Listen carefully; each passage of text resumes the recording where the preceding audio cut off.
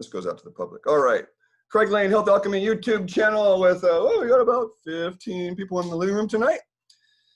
And we're in the fall season. So one of the things that's really important this time of year is understand why are there colds and flus in the fall?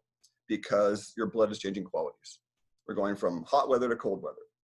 So we're going to be talking about fall transition energies and how that affects consciousness and the food choices necessary and how mucus comes into the fall season. Because there's a whole bunch of stuff. There'll be a whiteboard for you people watching this on the recording, but so you get this over here. Consciousness, food, herbs, nutraceuticals, and drugs, how they affect consciousness. So let's start with, if you're watching this on the recording, go to the thumbnail or the attachment for the seed energy. So this is a yearly cycle here, very loosely put. And we're in the fall, and the only reason the water droplets are sort of there is because we're in a contractive season, and when you squeeze a sponge, the water comes out, right? The dirty water, you put it in more water, and you squeeze it again, the dirty water comes out, and you do it again. But eventually the water's clean when it comes out, right? So in the fall, the body's naturally sort of doing that. You know, you watch those trees, the leaves are turning green, yellow, brown, and falling. Well, that's a process, and that's one of the things I'm here to teach is life is process. Life isn't a series of MTV moments. Life isn't a series of chemistry equations. Life is a process that's always ongoing. It never stops. Not because you want it to, but because it does. You know, once you perceive this moment, life has moved on to the next moment already. So there are beings I've worked with that say, we see humans in past tense. Those beings living in the present moment, like Abraham Hicks and some of the channeled beings, they call humans living in past tense from their perspective. Because they're living in the always and already. We're not. We live in a time delay to the always and already because we have to perceive everything around us. And there's a microsecond that goes by. By the time we perceive reality, reality's already moved on.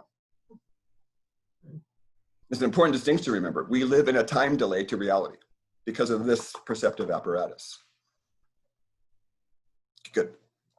And part of our perceptive apparatus is when we have mucus, then we have mucus in our brain too.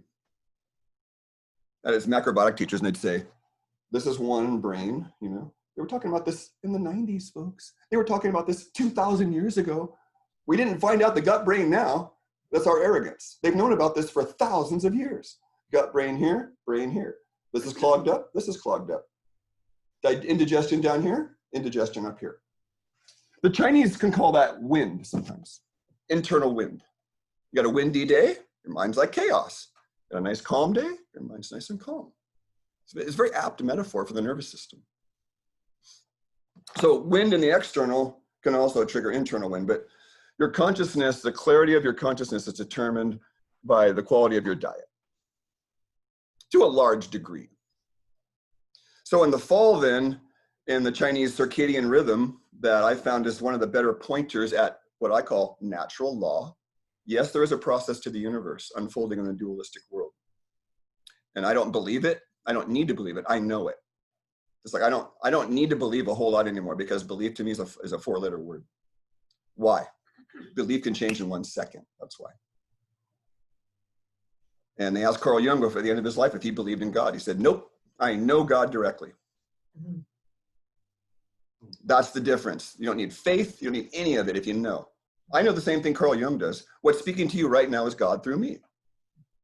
And I fall asleep with everybody else, you know. We all fall asleep and we wake up, we fall asleep and wake up. That's the process of our entire life. And some of us, our trajectories to be more awake and others just to be more asleep. But being asleep is fine. You wouldn't have the adventure that you have in your life if you weren't asleep. If you came in knowing everything, you would make much different choices. You wouldn't make as many mistakes. And the mistakes sometimes are the whole point, right? So this is the season of, we're coming up on Halloween, and the pagans called, you know, what's coming up around Halloween, Samhain, the day where the spirits are most active in the world. The veil between the living and the dead is the most thin. For me, this is the hardest 2 or 3 weeks of the year right now, because I'm an empath. And I've been doing death work since I was in my mid-20s. I was doing hospice work in my mid to late 20s, from some freakish experiences of near-death experiences and others.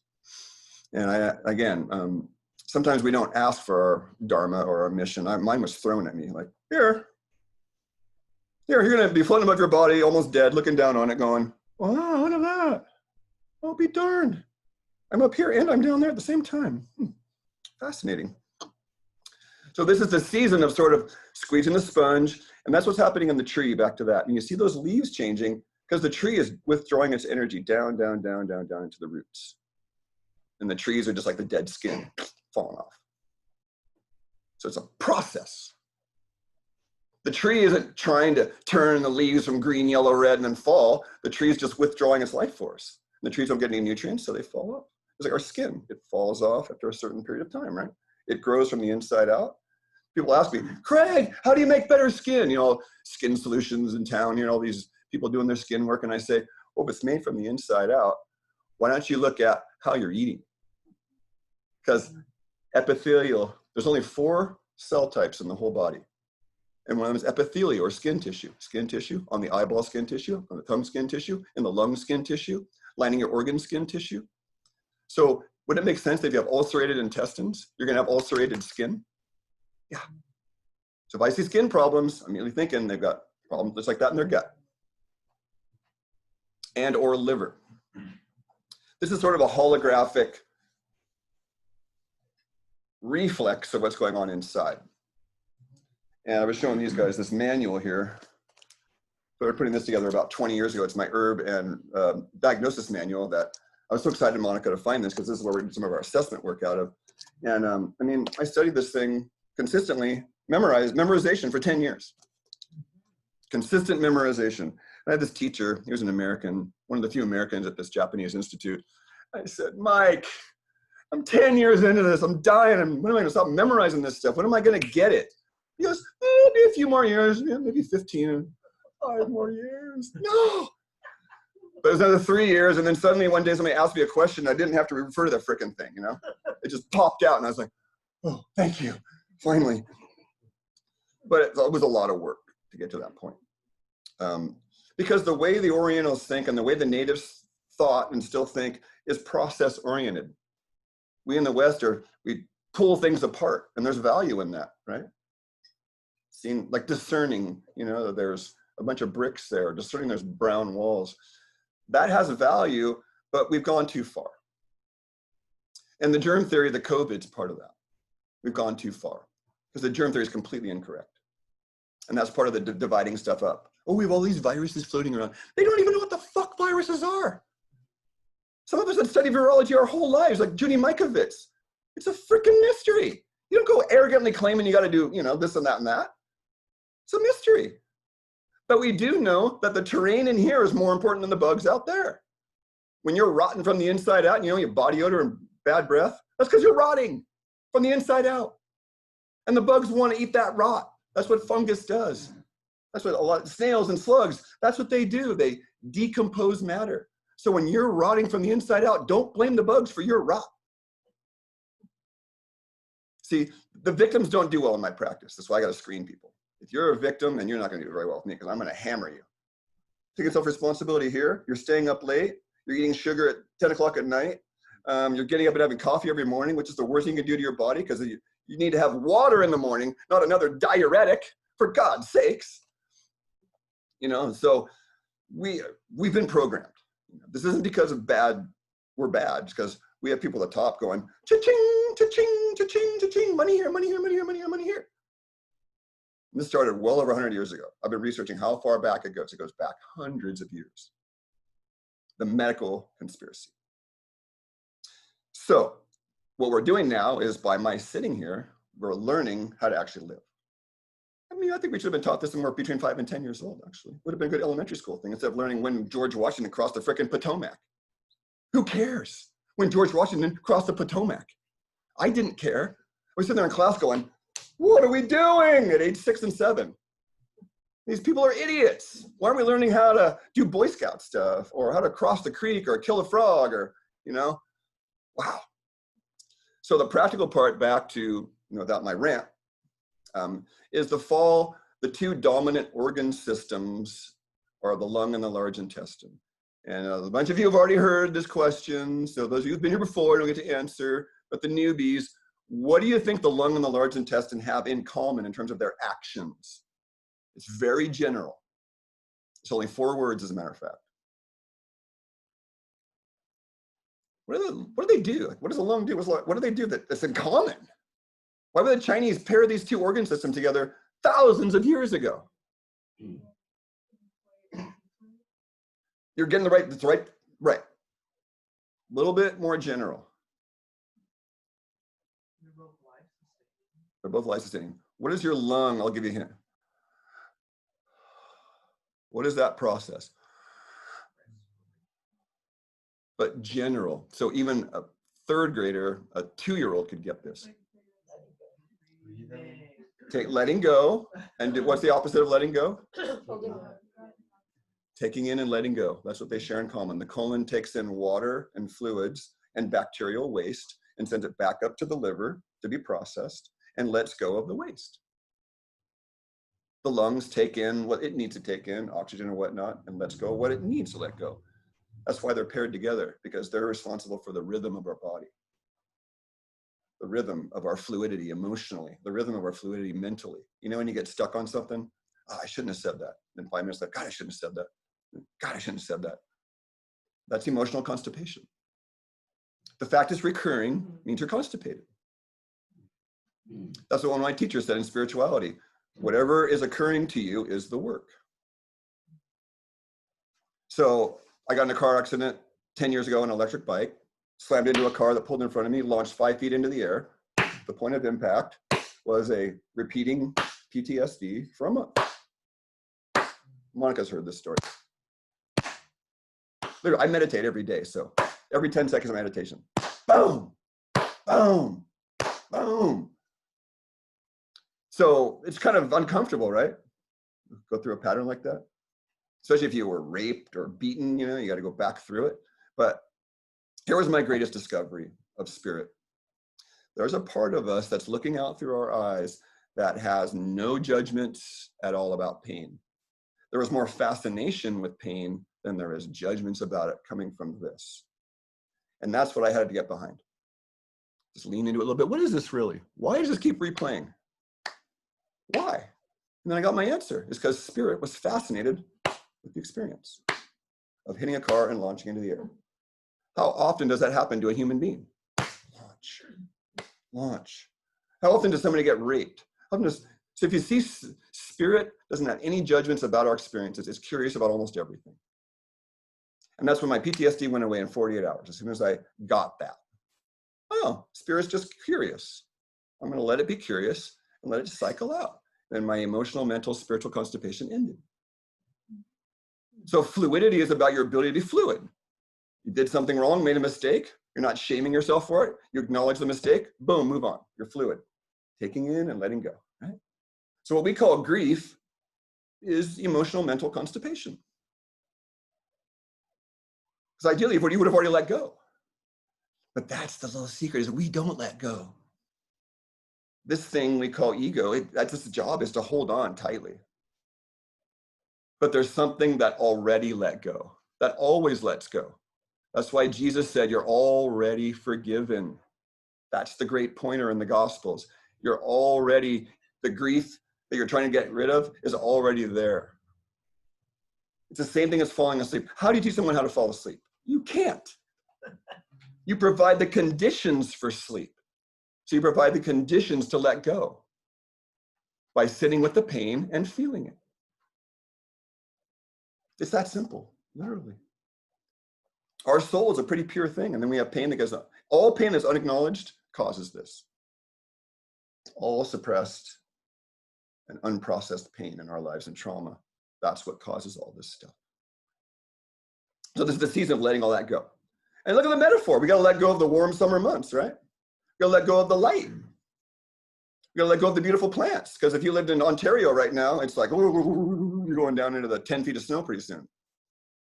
Around here, we're kind of spoiled. We got flowers year round, We really don't have winter, It's kind of a wetter season, kind of a drier season, Our average daily winter temperature in Santa Cruz is still 70 degrees during the day. Oh, it drops down to 45 at night. We are so wimpy out here in California. I mean, my God. Maybe if you move up to Northern California, you might get a 39-degree night. Yeah, we're getting just shocked when I went from Southern California to San realized that my windbreaker was not a winter coat. Yeah, exactly. So there's some attributes to the fall. And one of the flavors of the fall, the flavor of the 5 flavors that goes energetically, because remember, energies precedes everything. So the energy of pungency goes to the lungs and the skin.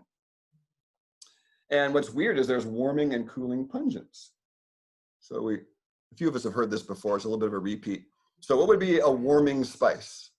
Everybody should know these. Cinnamon, warming. There's a whole bunch of them. Turmeric, ginger, garlic, peppers. You get the idea, right? They feel hot. What would be cayenne? What would be a cooling pungent? Mint. Nope, that's warming. Mint. Catnip. Dill. Say dill? Maybe dill and anise could be, yes. Tarragon?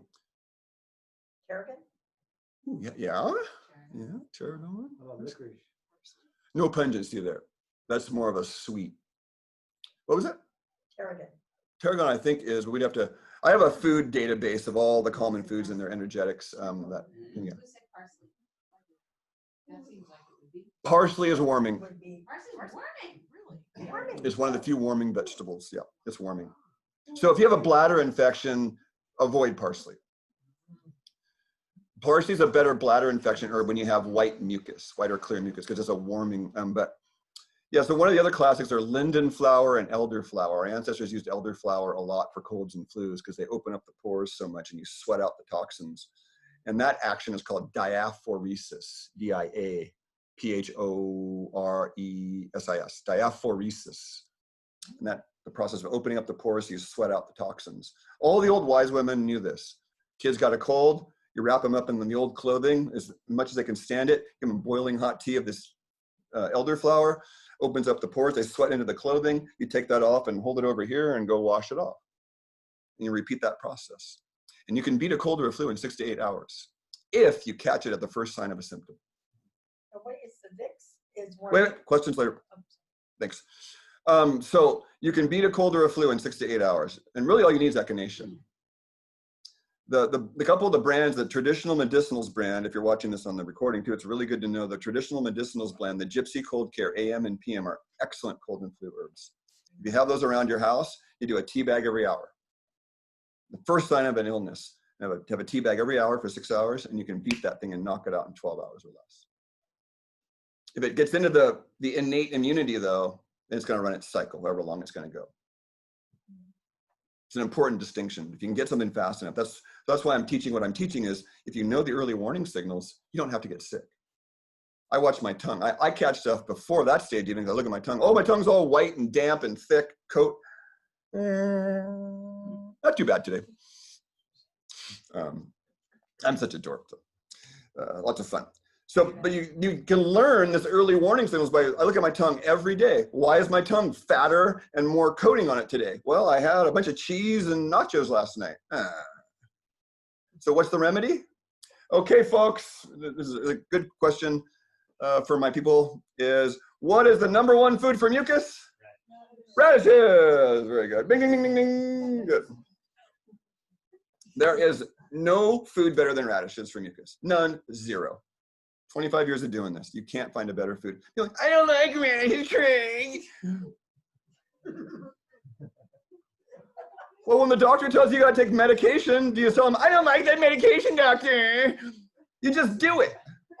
Like, shut up and have the radish juice if need be, you know? So I came up with a radish salad in my, I need to serve it next week. That anti-mucus salad in the white bowl has dried daikon radish in it. And can you get one of those packages of the dried daikon? Somebody's right behind you up by those tea bags. No. Yeah, a little further up there. So this dried daikon radish, when you dry it, it gets the mucus out from deeper in your body. And I had a headache, nausea thing for 2 days earlier this week. And then I had a big old bowl of this. And that is TMI, but I had 4 huge bowel movements the next day. I was feeling much better. And guess what was in the bowel movements? Probably a bunch of mucus. So turnips can substitute, but the thing with the radish salad though is you gotta have, so it's so simple. You put olive oil, lemon juice, radishes, apples, and some olives and salt and pepper. And then the olives are so bitter and the apple's so sweet, it drowns out that horrible taste of the radish. Because I don't like radishes. I don't even like them. But I eat them because I have to.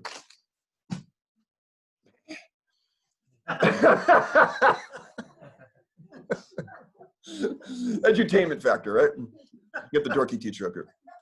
Okay, how much time we got? So if you look on the chart there, then you see how the 4 arrows are pointing inward. That's the vector of action. Have anyone had any engineering classes? They use a lot of arrows and vectors. And I was an architecture student way long ago, and that's where I learned all this stuff in my engineering classes, architecture. Like, I'll use a vector of force here. So that's the energy of this season, contracting. And so the 3 or 4 or 5 types of foods this time of year are roots and barks and seeds.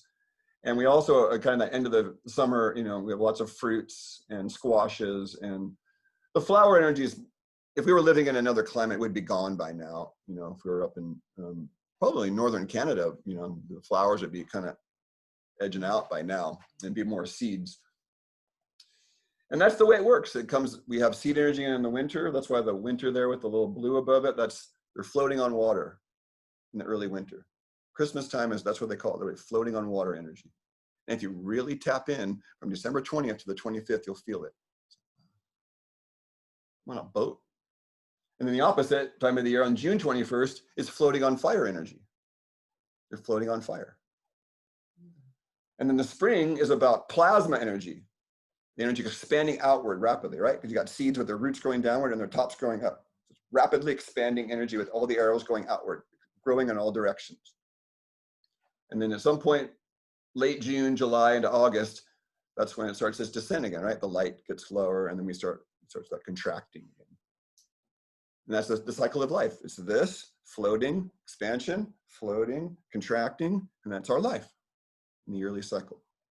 There's a mini one on the moon and there's a mini one every day. These little fractals that occur, they repeat. So being in the fall then, and having a lung and large intestine dominant, then if there's one thing to walk away with, and that's the fact that radishes are an important food this time of year, and some of your other pungents. We'll talk about a few others. So when you don't eat well, when you get mucus, then that's a sign. But if you watch your tongue, you'll often see the mucus right on your tongue because there's a coating. And as the coating gets thicker, then you can say, the Chinese call that, you have dampness. And dampness is like mucus in their world. It's just their poetic way of putting it. You're getting more damp. You're getting more damp. You want a balance of damp and dry. You don't want to be too dry, but you don't want to be too damp. So that's what I'm looking at when I do tongue diagnosis. If it's too dry, I make no, too dry. If it's too wet, too wet. That's what I'm teaching. There's signs of dryness and signs of wetness. So you want healthy mucus. We have to have mucus to cover the flora. See this little mucosa thing down here? You literally have thousands of things like this growing in your intestine. Little hairs, little trees. It's literally like a rainforest. Oh, yeah. I got a little screen share I could do, but you guys won't see it. So if you watch the video though, I'll have a little attachment, which will be this, it's on my website too, just billions of microbes, and so how do you know if your forest isn't working well downstairs? The tongue will show stripped like a mirror, smooth like a mirror. And in Chinese, we call that stripped tongue. And so if each one of these little hairs has thousands of little villi on it and cells called enterocytes that have little afros, and each little afro has thousands of little enzymes on them. If you have a clear cut of that, and you have maybe the potential for 1,000 enzymes, when a healthy gut has the potential for 1,000,000 enzymes, which one's going to absorb better? The one with 1,000,000 enzymes, right? With the forest still intact. So that's one thing. First thing I look for in people's tongue is, what is the state of their coating? Are there cracks? Is it chopped up like Hamburger Helper? Well, you guys don't remember Hamburger Helper, but it's an old folks thing.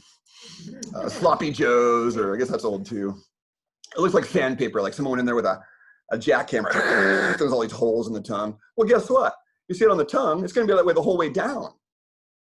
If you got holes and cracks in your tongue, you're gonna have holes and cracks in your intestines. It's an excellent MRI without having to have an MRI. And usually 99% correct when it's interpreted correctly. And even a beginner can get it. Because anybody can see like, I don't have any holes in my tongue, great. It's very, very purple. Oh, not good. You want your tongue to be pink. So when you get mucus, then you need a beneficial layer of mucus because you want stuff moving along like a little river along this forest of trees, because you've got this forest of trees, but then, have you seen a kombucha mushroom? Oh, I actually have one. These apple cider vinegar scobies were literally growing in a tincture. You can pass these around. This is what's covering your intestines, basically, different variations of those.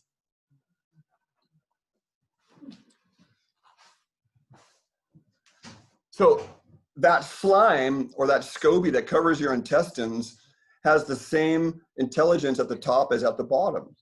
So if you threaten it at the top, it signals the ones at the bottom, hey, there's poison coming down, let's get ready for it. When I used to be addicted to sweets, I would throw the first mouthful of sweet in my mouth, and then my lower intestine would start going, and that was the bugs going, yippee, we're getting fed. It was an awful realization. So, and you touch it, you really see it's really slimy, kind of gross. So you want that layer of beneficial mucus. Donna Gates, in her system called the Body Ecology Diet, she's also an ex-macrobiotic. She goes very well through beneficial mucus versus non-beneficial mucus. So when you eat the wrong foods, which I passed around this plate, which is a laugh out loud plate. Here you go, folks. You're watching this thing. This is a mucus-forming food plate. You got a little chocolate there, you got some nuts there, some sugar-coated raisins or something in there, and these little cheese puffy things here. So that's mucus-forming foods right there.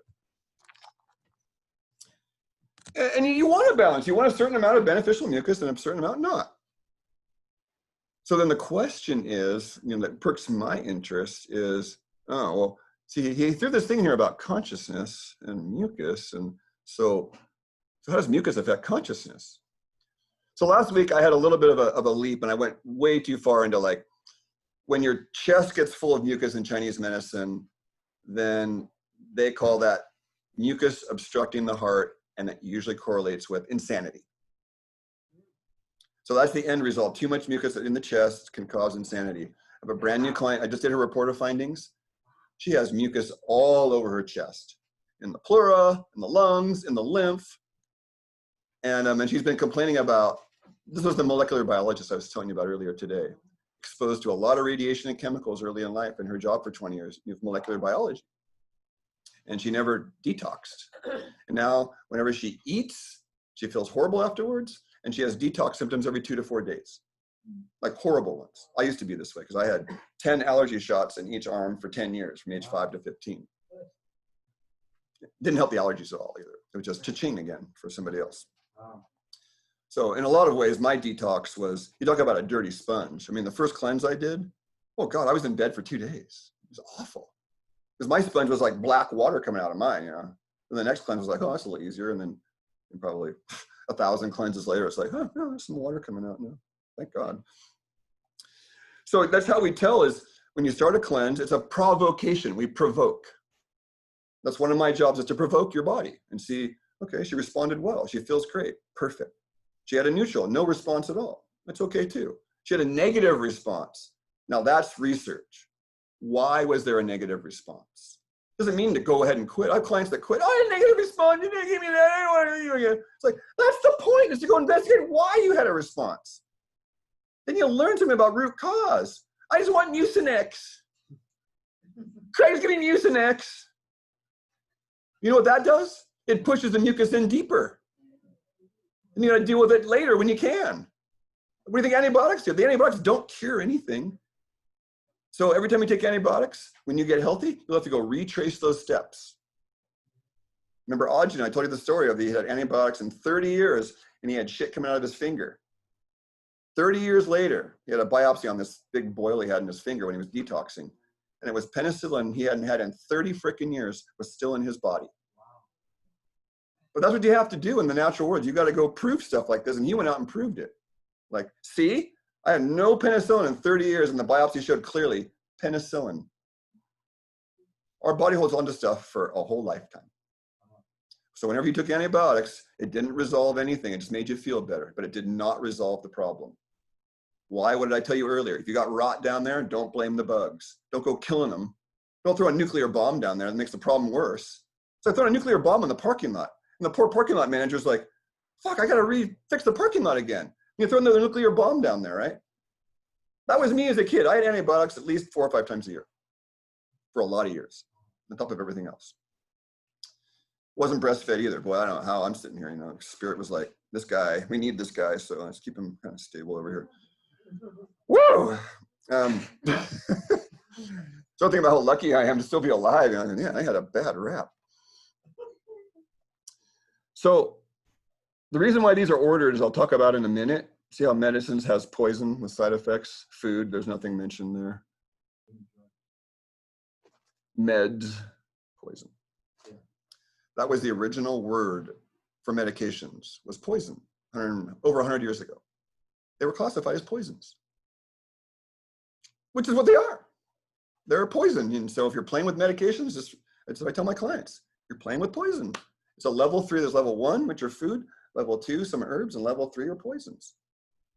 And there are poisonous herbs like digitalis, foxglove. You take literally 1 drop. You do too much. Or I got a datura plant out there, a belladonna. You know, maybe you took a drop in a glass of water, you take a drop of that. A drop of a glass of water from a drop. That's how potent that one is. Wow. You could die very easily. Some of the nightshades are like that. If you eat potato leaves, you get really sick. The nightshades are all flying medicine. Tobacco is a nightshade. Datura is a nightshade. Belladonna is a nightshade. They're flying medicine. We all knew this hundreds of years ago. You know the witch on the broom, the old legend of the witch flying in the air on the broom? Well, take belladonna and you'll be flying too. I'm not joking. They would do it in their yoni. That's what the medicine, that's also the metaphor of the broomsticks, like a dildo. And they would put the salve with hemlock and belladonna and mandrake root and all these gnarly toxic roots, and they'd put it in there. And I've done it. I've done it in the other hole downstairs there, and literally went flying. Called a flying salve. In your mind? Yeah. You're not literally flying. You went on a trip. It seems that way for your own perception. And there are shamans that say they can shapeshift. I haven't seen it, but you know, there's a few that say they turn into crows and whatnot. And that's what, the only proven documented instance of this is Yogananda's guru, Sri Yukteswar, was in 2 places at once in India, documented. He had manifested his dreaming body in the physical world, and he was having dinner with one set of people and on the train with another set, simultaneously, documented. He was with me, no, he was with us over here, 1,000 miles away. That's what we're capable of. There is magic in the world. I was a big, you know, J.R. Tolkien kid, you know, magic books, and like, I know there's something more than this bullshit we're taught, you know, I just knew it. You know, oh, you born, grow old, and die, and it's just earth and minerals, and you die, and your soul disappears, and oh man, what a horrible way to teach kids. Okay, back to so mucus. Then, gee, I'm gonna try and tie this together somehow in the next few minutes. Let's start with what Pinch Fruit says. So we got Peeling Whole Foods here. A couple of different definitions of mucus. I'll just read for a second. Many chronic illnesses involve dampness. So remember, dampness is a precursor to mucus. Fully 2/3 of a typical diet in the United States consists of mucus-forming foods. In addition, dampness often combines with heat, wind, and cold. And that's another longer thing. So you often see damp, heat, wind, cold, wind, heat. You'll see different combinations of that. And when the acupuncturist does your pulses when you have a cold, that's what he's feeling for. If the pulses are on the surface and bounding and strong, that's wind, heat. If they're deep and you can't hardly feel them, then that's wind, cold. And I'm trained to do that too. So when somebody comes in, it's like, well, your pulses are on the surface, your blood pressure is rising when you stand up, your temperature is good, you got vitality, great. We can push you a little bit and do some fasting. Your pulses are deep, your temperature is 97, you got no energy, your blood pressure falls 25 points when you stand up and you get dizzy. That's severe fatigue and you got no vitality. And you know, when you're a kid, your mom says, clean up your room and you're tired, you don't want to. That's what your cells are like. If your cells are tired, they're not going to detox. So you have to rest and give them some vitality by resting. There's no amount of stimulants you can do to kick that tired horse. When the horse is tired, you got to rest. I worked in the corporate world 30 years ago, and oh my God, the afternoon coffee machine thing. Too many carbs at lunch, then you're tired, and you go reach for the fire, which is more caffeine. But what they really need is a nap. So what I do now, I set my alarm for 10 minutes, pass out, I'm good. I napped the other day, and I was like, I don't know, and Diana was like, maybe I was out for like maybe 10 or 15 minutes. But it was enough to just go under and reset a little bit, and then come back. It's like, I don't need a stimulant. I just got my restoring. Diagnosis. So they don't do a really good job of defining what mucus is. So I'm gonna say mucus is a necessary layer of lining that covers the mucosa. So see how close the two words are? Mucus, mucosa. We have a nasal mucosa, a digestive mucosa. You've got a vaginal mucosa. You've got a rectal mucosa. It's all these mucosas. And we need to keep them healthy. So the one thing they didn't talk about with COVID that they probably should have with mucosas is main vitamins are vitamins A and C, and the main mineral is actually calcium in an ionized form.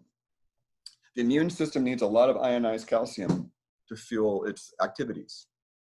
And that's the lactate form, calcium lactate, not carbonate, not citrate, lactate form, and used short term only. Why? Calcium is constipating. Calcium slows down the thyroid. It's way too much RDA being recommended. Why? Because when you take a lot of calcium, your thyroid slows down and you get constipated and you become a medical managed person. That's why the calcium RDA is so high. 1,000 milligrams is way too much calcium for a human being. Way too much. And your bone density, your bone matrix is made of 1/3 minerals, 1/3 protein, and 1/3 water. So where's calcium in that? Your protein you eat is more important than the calcium you take for your connective tissue. And guess what you need a lot of to digest protein? Stomach acid. And guess what you don't produce any when you're stressed? You don't produce any stomach acid when you're stressed. And what does most Americans do? So you starting to see the formula they put you in? They put you in fear and stress, take a lot of calcium. Don't buy natural stuff, buy all these synthetic stuff, like the B vitamins you buy from the health food store. They're made from coal mining waste. That's right, get over it. They're made from coal mining waste. All your 5-hour energies, you see USP on the bottle, that means United States Pharmacopoeia. They're on health food store bottles. Yeah. And they source it from coal mining waste. That's right. That's why I only use standard process for B vitamins. I don't care if it's methylated, whatever. The methylation shit's a bunch of baloney anyways. Give somebody natural vitamins, they don't need any methylated anything because I'll do the conversion naturally. So I don't recommend methylated vitamins because those vitamins are made from coal mining waste. I don't want that energy in my body at all. The vitamin C you all take, well, that's made from GMO corn syrup. The ascorbic acid you take, because ascorbic acid is not vitamin C. It's part of the C process and complex. Part. So vitamin C is actually an anti-mucus vitamin because mucus is a sign of decay, and vitamin C is a fresh food sunlight vitamin. Remember, ascorbic acid is only one molecule enzymatic step removed from glucose. So plants and other animals make ascorbic acid from their own sugar. Humans have been denied that. I think humans and apes and a few other mammals. What is it? Fruit-eating bats. They don't have it either. And gerbils. Isn't that weird? Like, how come just us? Yeah, there's another primate too, but it's like Humans, primates, and fruit-eating bats. but only a couple primates, not many. Right. Not all. And the gerbil. What's a gerbil? Is that like a? That's a little It's like a rodent? hamster-looking thing. Yeah, Is that a rodent? it might be. What's the rodent It family? looks like, well, squirrels and rats. It looks similar. So is there a rodent family though? Or is it cat, dog, or what do rodents come out of? Oh, no, Dogs? they're mammal. They're mammal, They're okay. mammals. Rodents are mammals, And okay. they're a lot They're like like a little mouse kind of chipmunk. Gerbil. I like the name, it sounds cute. Gerbil. Got my gerbil with my hamster. They're hanging out.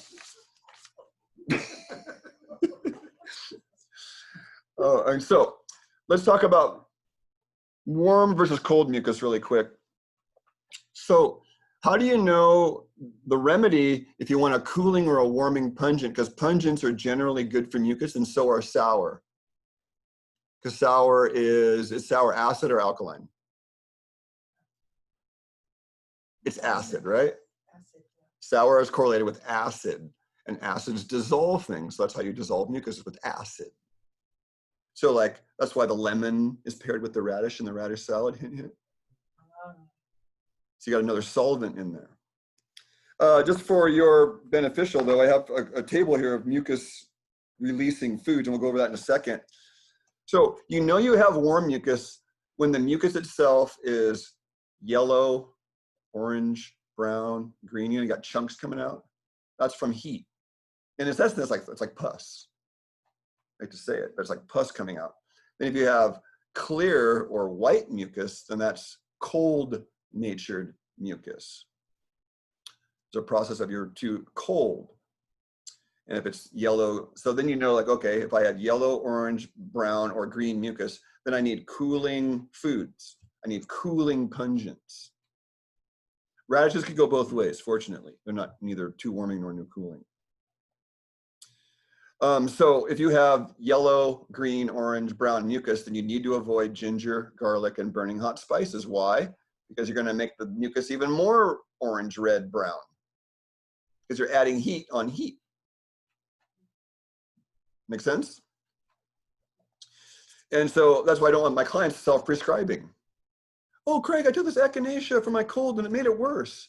Well, what color was your mucus? Clear and white. Well, echinacea is cooling. You should have had ginger and garlic for your cold, right? Because you had white and clear mucus. You want the warming pungents for that. And when you have white or clear, you have the other colored mucus, the yellow, the more highly colored mucus, you want the cooling one, which echinacea is the best when you have hot mucus. Great blood purifier. But we go over a few right now. Let's see. Reduce mucus. Celery. So celery would be for hot or cold mucus. Guess worthy. For hot nature mucus, very good, it's cooling. Citrus peel. That's a real sleeper. Orange peels, lemon peels, is that for hot or cold mucus? Pop quiz. You got a mixture here. Yeah. What does orange peel taste like when you eat it? Zesty. Hint, hint, zesty, stringent. Bitter. So can you now go to what kind of mucus? It seems more cold. It's for cold mucus, that's right. Yeah, it's warming because it's for It's cool. warming, it is warming. Because the orange fruit is cooling. You know, you drink the orange juice, it's cooling.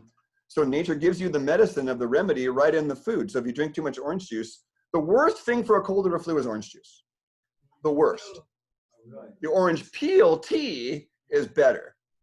And it's delicious. If you use it. I don't know how many colds in my life my mother aggravated by, here's some orange juice, honey. And I'd be like, this isn't helping, but it tastes good.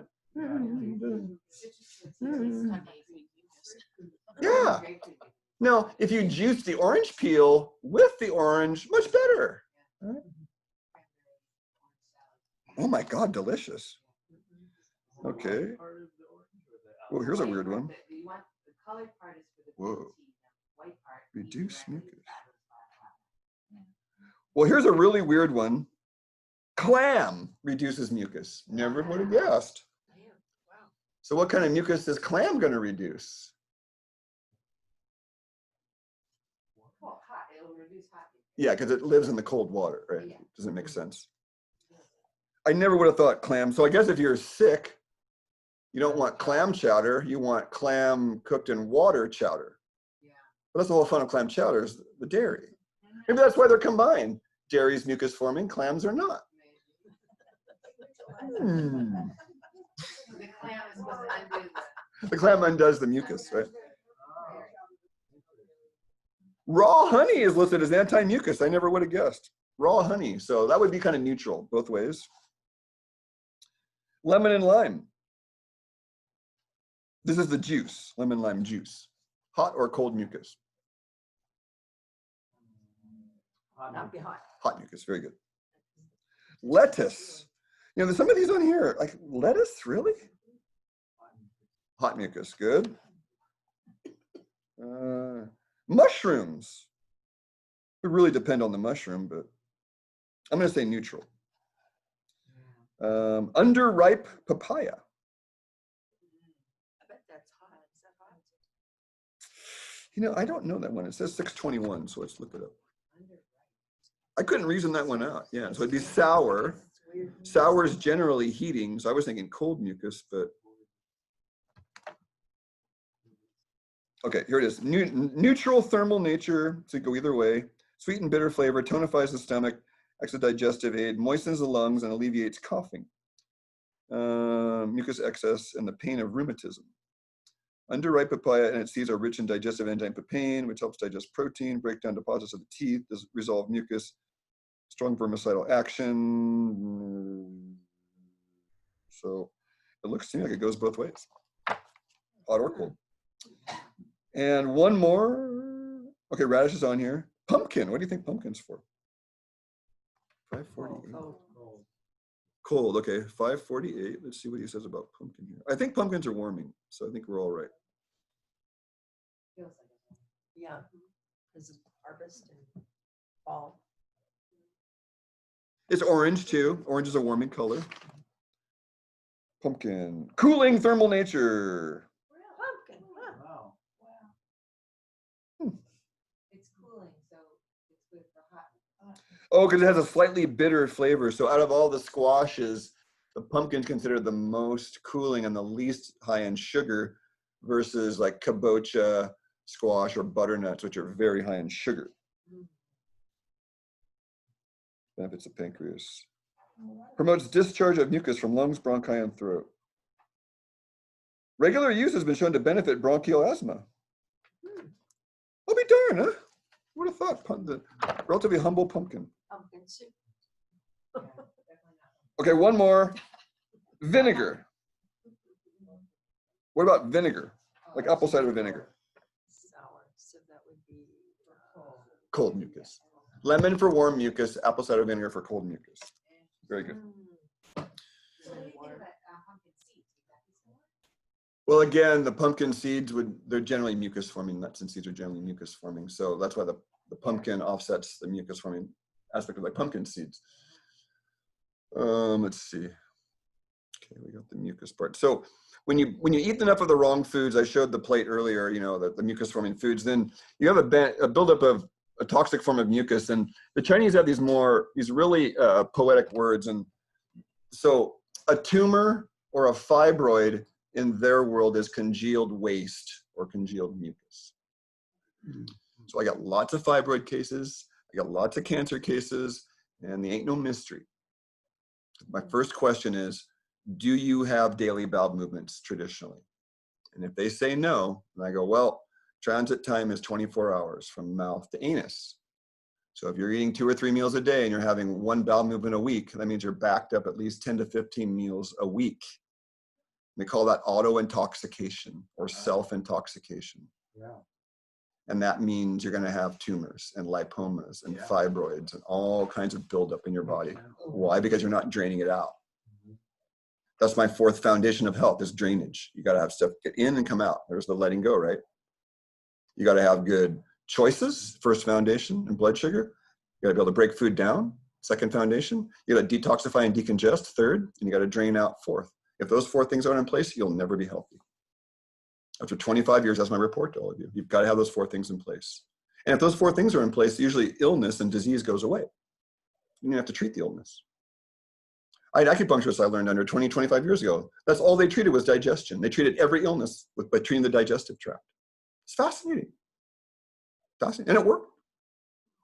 When somebody comes into me, I have at least 100 ways I can help them. Just where do I want to start going up the mountain? You know, it's over here, it's here. We're going to start with the lungs, we're going to start with the liver, we're going to start with the gut. Most people got to work with the chooser though, because we're relatively programmed. Most people have to start with getting people deprogrammed out of the dogma of what we're taught, the shoulds, and, you know, just check in an hour after you eat. If you don't feel better, the meal didn't work, and go investigate what you just ate. That's another takeaway from tonight. Just become aware of how you feel an hour after you eat. Set your alarm if need be. God, I have lower energy. What did I eat? That's what I do every day. Like, fuck, I shouldn't have eaten those 3 cucumbers. Those are one of my kryptonite foods, unfortunately. So are avocados and coconut and lentils. They're normal for all of you, but for me, kryptonite guy. And you all have 5 or 10 normal foods for everybody else, but not for you. Each of you aren't, and you don't even know what they are. I spent the last 25 years investigating that. So people come at me all the time, oh, Craig, you should have this. I hear the word should, I go, get away. No coconut for me today. I mean, there's days where like Monica brings these lovely avocados, right? And it's like, I'll muscle test it. And like some days it's like, my body gives me a yes. And the yes is a forward lean with an open. The no is like, you know, it's like this, no. And kinesiology has been used for hundreds of years. It's, you know, it's a form of dowsing. It's very effective if you're in tune with yourself. Your body says yes, your body says no. Just check in. Every week at the farmer's market, that's what I do. Go to the farmer's market and I was like, cucumbers this week? Body goes, no. Lentils this week? Jean makes lovely lentil soup. But I wanted some. You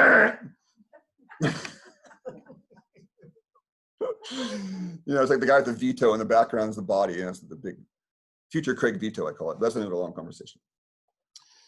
So when you get this congealed mucus, then your consciousness starts to go into a little more of the neurosis and the psychosis, literally. Congealed mucus consciousness. And then the final stage is called catarrh. I love this word, C-A-T-A-R-R-H. That's what the old colon therapists that, you know, you would appreciate, like Jensen and what was that big juicer guy? The guy, Jack LaLanne, and there's a guy who held up the world. What was that guy? Charles Atlas, you know. And there were some great classic characters, man, in the 20th century. If you've ever seen Jack LaLanne, go to YouTube. And this guy was a stud. He swam out to Alcatraz Island with no wetsuit. In handcuffs. Yes. This guy was a stud. It was like 87 or something when he died. He just paddled with his legs. When he was 70, he towed boats behind him with one person for every year of his age. Yes, that's right. Incredible. He was good friends with my grandmother. I had parties with him. He was incredible. He was an amazing man. Very self-centered. Well, of course, of course. Yes, of course. It was understandable even to a 5-year-old. Like, oh, Yeah. So a lot of these people, a lot of people were flawed in various ways. I had a lot of flawed teachers in a lot of ways. I'm flawed, you know, for God's sakes, you know. So I'm happy to out myself. It's like that's part of having fun. Like, yeah, look at Craig, you know, just have some fun with it, you know. We're all freaks and just enjoy it.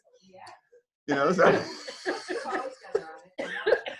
you gotta have some fun with this. It's all diversity. So catarrh is something Jack LaLanne probably didn't have. You know, Sounds like tar in the it sounds like tar, you know, like, and I have books back in my office of 10 feet of black rope coming out of people and their skin problems magically going away. Remember, skin cells all the way down. So the old easy way to do this was clay and psyllium shakes. You'd mix up some psyllium powder, mix up some clay, yum. Do like 3 or 4 of those a day, and then, you know, you start having zebra stripe poops, and I had zebra stripes and polka dots and black tars and toilet of worms a couple times and space egg aliens, and I can't believe what came out of me during my work. I can't believe it. There's all kinds of books. You can go to Google Images and type in catarrh and type in candida threads, just on Google Images, and you'll see the grossest. But I know the stages, and for some people, it's a year of work before they even see any of that. That was me. It took me about a year. Just, when's it going to start to feel good? My girlfriend got to like 15 or 20 back in the day when we were doing coffee enemas, and she got addicted to them. I mean, I got to that point too, where it was like my 15th or 20th. I was laying down with a quart of coffee in my colon, you know, laying there doing the, and then I passed out in bliss. And I woke up, and I don't know how I didn't poop my pants, you know, like I was literally asleep. Like with a quart of coffee in my colon, what? How did my body do that? You know, and then, you know, it was always in bliss the whole day. So I saw what happened to my girlfriend, and she got addicted to how good it made her feel. Every day for 2 years after that, she was in an enema. Oh my God. coffee enema? coffee. We do a 3-part sequence. The first one is a clearing enema of about 1 quart of salt water, then a coffee with some herbs, and then a third one with green juices and probiotics to restore. One after the other after the other. And so she went through that sequence every day for 2 years, and she did about at least once a week for the next 7 or 8 years, and now she looks 10 years younger. Not joking. Monica's seen her. Yeah, I met her when she was 38, now she's 50, and she looks younger than when I met her at 38. It's incredible what can happen in your body. You can go in reverse to a certain degree with aging. What happened with me, though, is I got popular as a health professional, and then I lost all my hair. I had this hair down to my hairline used to be here. And I guess so. That's what happens with responsibility, God darn it. You lose your hair. So catarrh is, and you know how you can see that on the tongue? You'll see a big thick coat, you'll see a crack down the center, you'll see holes in the tongue. And the worst thing you can ever see on a tongue is black. And I've seen black on people's tongue. And guess what that means? The mold is eating them from the inside out. Wow. I had a black mold case years ago. She had a room she was sleeping in when she was a kid that had black mold, and she didn't know it. And then when they, you know how this is, they tore the sheetrock out and suddenly the black mold cloud. And she never cleared it. The doctor didn't take it serious enough. And as an adult, she had black under here. She had a black tongue. She had black in her gums. And I've seen 2 end stage of these. They usually get cancer because mold and viruses and cancer have a relationship. You see people with black lips sometimes.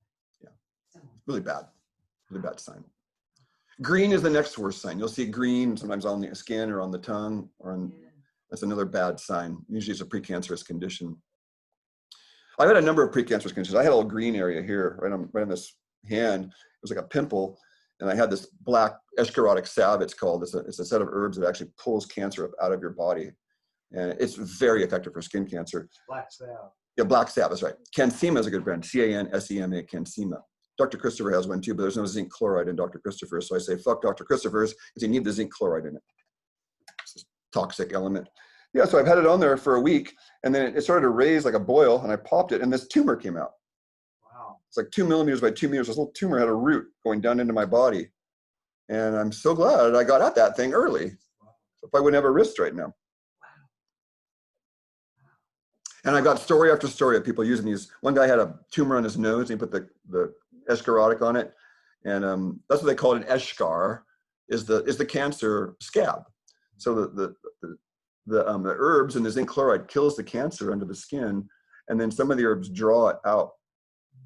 It's called escharotic salve therapy, black salve.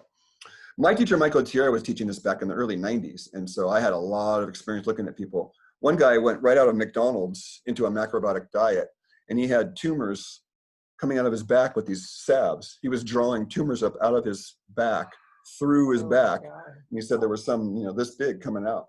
Wow. And it leaves a little hole before it heals too. So he had all these holes in his back with this slimy little scab on it. Yeah, it's absolutely fascinating what herbs can do. Like, we are fed such a load of shit about cancer. Yeah, these escharotic salves, you can buy literally an escharotic salve jar for $30 and get rid of your skin cancer that way. Where do you get it? Online. Cansema black salve. Just type that in. Yeah, they're not, well, you can use them for hard tumors under the skin, but you better get some support because you're going to have a scab at some point when this thing gets sucked out, and then you need a different set of herbs to heal that wound. I had one lady, she went along for 1.5 years with this. She did it herself and sent me the whole timeline of the photographs. Had this thing out in 40 days, but then another 2 years went by, it wouldn't heal. And I made her a salve and it healed up in less than a month. Yeah. So, when hey, FDA and FCC, screw you! I love just talking shit about these regulators, because under common law, they can't do anything. They're harming I. So under common law, I can say whatever I want, as long as I'm not harming anyone. So the FDA is just an entity. There's no people there. You can say, screw you. That's right. That's right. That's what the law is about. I'm a man on the land, and you're a woman on the land. That's it. That's the only reality we have. Everything else is a title. That's what we're learning right now, is how we've been screwed out of common law over the last 500, 600, 700 years. Okay, I'm gonna finish this because that common law, get off that tangent. So generally then when this mucus goes away, then the mucus-laden consciousness goes away. People talk about brain fog. Mucus in the brain. So the important thing that I'm going to leave with, and I'm going to go into this next week a lot more about the consciousness part, but I wanted to focus on the mucus this time, is we have different layers. I went over this a little bit. Foods like radishes, carrots, kale, lettuces, celeries, you can have them every day. They're called level 1 in my world. Level 1 means have them every day, all day, no problem. There's no side effects. Level 2 would be valerian root, kava kava, certain low-grade medications, passion flowers in that family, where golden seals in that family, where if you do them every day, too much, too long, you'll have side effects because there's a cumulative poison in there. And then level 3 would be like the herbs that you can take like a drop, like belladonna, datura, foxglove, and then your medications fall in that category generally, like your blood pressure medications, your blood sugar medications. There's so many toxic medications, and then you get side effects. And the one thing to take away from that is they are affecting consciousness. And I have a medical database. I'll type in the name of the drug, and I'll look at the side effects and go, oh, look at that. There's your lethargy right there. There's your brain fog. There's your muscle pain. Because it's right there on the side effects of the medication you're taking. And you're blaming the new food I gave you. And you've been on these medications for how long? 30 years? And if you're on more than one medication, no one can tell you the side effects. No one. Not in the whole universe. Why? Because the mixture of the cocktail has never been studied. Never. And they're giving them out 8, 9, 10 at a time. Like candy. But nobody knows what's going to happen. Oh, 30 vaccines. Well, what's the vaccine schedule for kids before they're 2? Like 35 of them? Kids a freaking chemical cocktail. They're patients for life. Yeah. COVID will be that way. I have a quote. It's on my Facebook page. A German vaccine company called CureVac. And their mission statement is scary. We're here to give you a vaccine that has your cells and tissues make the drugs for yourself. So they're going to inject you with a vaccine with messenger RNA and DNA and make your cells make the vaccine all day, every day. Well, that's a COVID-19 vaccine. That's right. That's how it's been set up. And there's a German company they're proudly advertising that. We're going to manipulate you to make what we want you to make for us. Yeah. GMO humans. GMO human. That's what we're going. That's where we're going with that. So it's really important to take that back to monitor. There's 3 things to monitor after you eat. How's my brain and my emotions? Am I lighter? How's my energy? Is it higher, lifted? And am I craving anything is the last one. Craving carbohydrates after a meal is the most common craving, and it means the meal wasn't balanced. If you're a carbohydrate type and you're trying to go paleo, you're probably going to crave carbohydrates at the end of the meal.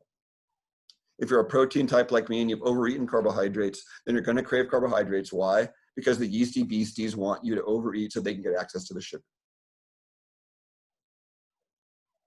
Whatever you don't digest, the bugs downstairs are more than happy to. And we're mostly bugs. And bugs have to eat and shit too. And so they're eating and shitting inside your body all day, every day. So you're the captain of the bug ship. Welcome. I'm Craig, captain of my bug ship. They're eating and shitting inside me right now. So sometimes sugar cravings are those bugs demanding that you overeat so they can get access to some of that nutrition. That's why it's good not to have sugary desserts after dinner. Especially with a protein meal. Because the sugar causes glycation and it inhibits the absorption of the protein, which will inhibit your connective tissue being repaired. Remember, connective tissue is 1/3 protein. So a lot of osteoporosis, nothing to do with calcium. Bone density has nothing to do with bone strength. Nothing. Osteoporosis, all these tests, they mean nothing. Birds have strong legs, but they're very porous. Yeah. And tubular. And tubular. Density has nothing to do with bone strength. 0. That's the good news. You don't need no bone scans. If you're active, you're good. Getting your protein, you're good. You don't have to worry about this shit. Then don't get me started with the mammograms. That's a whole other, oh my God. God, really. X-rays on the dental. Oh yeah, it's all, you know, cha-ching. So I'm going to end with sort of a question. Are you guys coming next week, by the way? Won't be around? Okay. But you can get the video and get this, because I'm going to have this little thing hanging in the air about consciousness, is when we eat these levels 1, 2, and 3s, well, I have a book called Smart Drugs back in my office, so you can change your mind pretty quick, consciousness, with a level 3 drug, a poison, right? But there'll be side effects. You can also do it with food, takes a little longer. You do it with herbs, a little bit shorter. So I was the guy that broke his neck, I'm 55, 34 years ago in a car accident. And I was eating, you know, Cheetos and Jolly Ranchers primarily was my staple. Jolly Ranchers for breakfast, Cheetos for lunch. Maybe a steak for dinner, you know, so maybe half a celery, you know. And then I broke my neck and I was like, well, I'm not going to heal this thing with Cheetos and Jolly Ranchers, let me tell you. So it was a long transition of changing my consciousness, my habits. And one of the things I do with clients is to change their consciousness is we'll give you an experience. Hey, why don't you go eat, Gene, you know, for a lot of clients that are protein types, drop the carbs and have a meal with a lot of protein and try it a few times and notice how you feel. Oh, wow. One client, why don't you chew more? Because I said, you need to chew your food 50 chews a mouthful. So we checked in and she's like, God, I barely get 10. She has 4 kids, she's hurried. So she had to reconfigure her whole life for her chewing because she had an experience she couldn't deny. And once you have that experience of higher health, you don't want to go back. You don't need any shoulds. Oh shit, I'm always tired after I eat. Craig told me I should have more energy an hour after I eat. Now your life's forever changed. You know, you might forget, but you won't forget forever. Each one of you in this room, my teacher said the same thing to me. You might forget, but at some point down the future, you're going to go, why am I always tired after I eat? Oh yeah, that guy in October 2020 said that. Maybe I shouldn't have Jolly Ranchers and chocolate and Slurpees when I'm done eating. All right? Overeating cancels out everything. If you overeat, you're never going to have energy. Be clear about that. So to get rid of mucus, then there has to be a certain grace to know that you have mucus, and that's where the radishes come into play, and you can start to literally, as the mucus goes away, you'll feel your mind get clearer and clearer and clearer. And then if you get to a certain point, you'll be able to channel your own divine angels at some point, ideally. And that's the goal of it all. Like, I got so many angels watching over me. It's crazy. So, I mean, that's the good news, is that consciousness, ideally, is a channel for spirit. And we're here to reestablish, not establish, reestablish, remember. Oh, remember.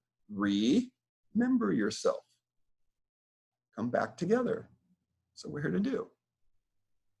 And so that's what, in the end, what I'm actually doing is less nutrition and more spiritual work. I'm just got the front of the nutrition guy, but I'm really more interested in helping everybody wake up, because we've been asleep a long time, maybe thousands of years. And it's our time now. The way the stars are all set up, and Monica's husband Carl was talking about it. There's just a lot of signs that, you know, we're in the next few weeks to a month, there's a massive shift is happening right now. And the more you know about it, the more fun you get to have on the roller coaster. Like, woo, that was a good ride down bottom, woo, at the top, woo, down the bottom. So with that being said, this is, let's see, I'm gonna do some questions. I turn the recorder off here, but Craig Lane, Health Alchemy YouTube channel. I talked a half hour longer than I usually should have, but I usually do that anyway. So enjoy your community dinner talk, and contact me on healthalchemy.com, personalalchemy.com, genderalchemy.com, Facebook. Anything else I forgot? Instagram? Oh yeah, it's alchemy with a K. HEALTHALKEMY, healthalchemy.com. Have a good evening, folks.